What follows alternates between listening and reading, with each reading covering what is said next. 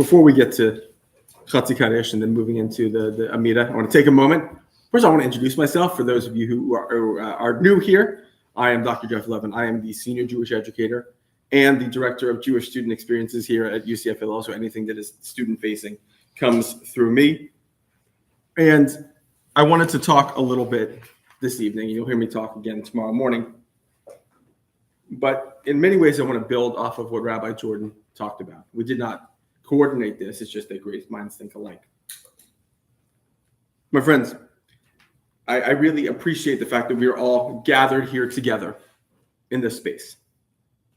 I know, believe me, I am more aware than most people that this is another service and a long stretch of services that does not even end tomorrow or with Shabbat on Friday. We've got another few weeks to go. And so the very fact that there are so many of you here that joined us for dinner before this, who have stayed to daven with us, to bring in Yom Kippur with us, is incredibly meaningful. I cannot express to you the way in which this makes me feel. I tend to think of my generation, and I don't just mean millennials.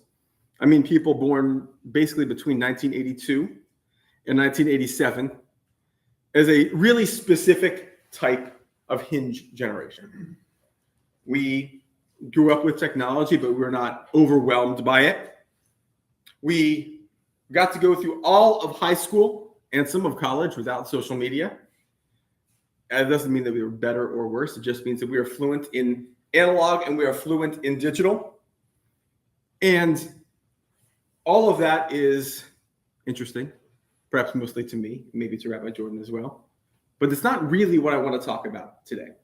One of the things that I've really noticed about my generation is a much greater willingness to engage with all of our emotions at a very high level.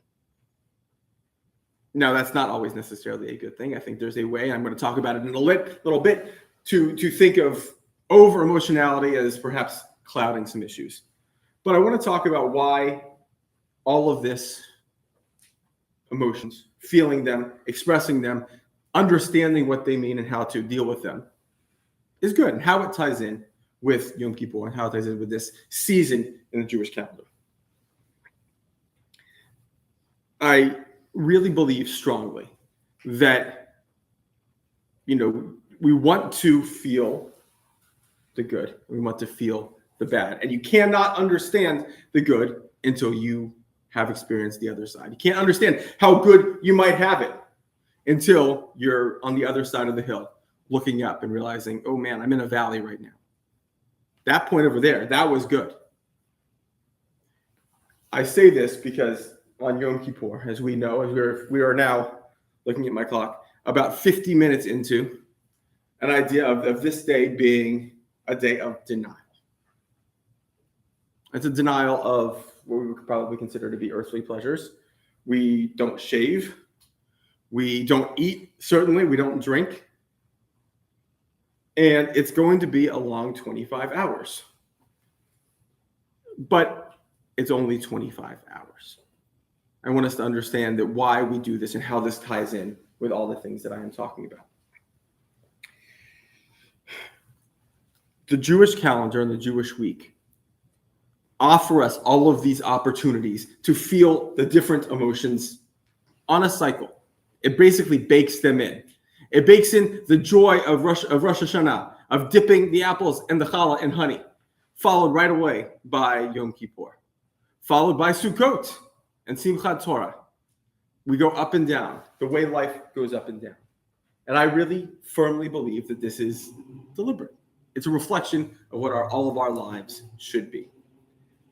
The reality is, tonight and tomorrow, we are going to reckon with ourselves and our individual relationships with God, which I suspect for all of you in this room also go up and down.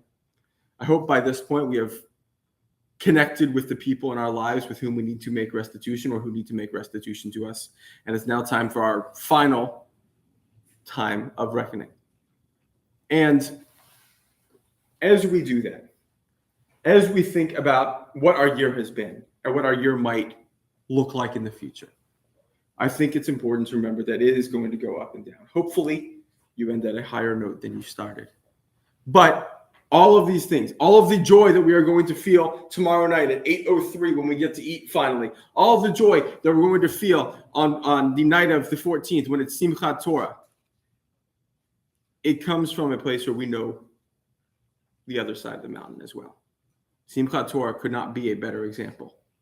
On Simchat Torah, we will dance and we will sing. We will celebrate ending one Torah reading, one reading of the Torah, and beginning another. But we will also remember that Simchat Torah is the anniversary, the Jewish anniversary of October 7th, of the attacks by Hamas on the Nova Music Festival. And so as we continue with our service, as we continue with this period of reflection, I want us to keep in mind that all of our experiences are going to be tinged with both joy, Jewish joy, and Jewish sadness. And the fact that we are all gathered here together makes all of these feelings that much more deep and that much more meaningful. Thank you